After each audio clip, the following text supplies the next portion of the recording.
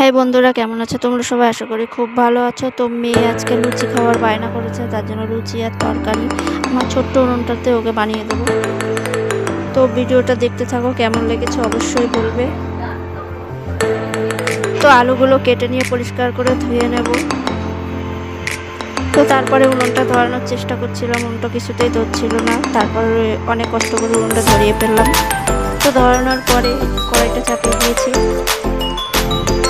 কড়াইটা গরম হয়ে গেছে, তেল দিয়ে দেবো। তেল দেওয়ার পরে ওর মধ্যে ফোড়ন দিয়ে দেবো। তো আলুর তরকারি করবো, পাঁচফোড়ন দিয়েই করবো আজকে। পাঁচফোড়ন, তেজপাতা আর একটু লঙ্কা দিয়েছি একটা। বাচ্চা মানুষ খাবে তো একটু শুকনো লঙ্কা দিয়ে দিয়েছি। এমনিতেও ঝালের তরকারিটা খেতে পারে না, শুধু লুচিটাই খেয়েছে।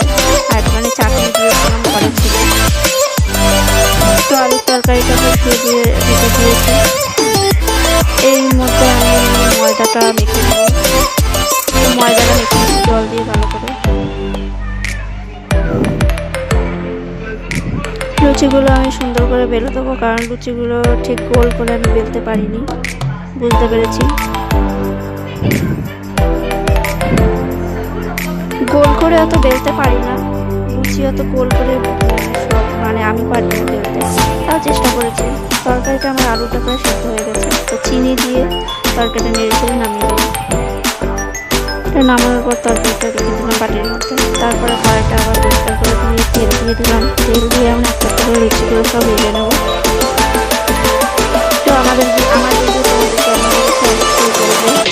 আমার ভিডিও যদি ভালো লাগে চ্যানেলটা সাবস্ক্রাইব দিয়ে বেল আইকনটা প্রেস করে দেবে। ভিডিও যদি ভালো লাগে তাহলে লাইক করে দিও।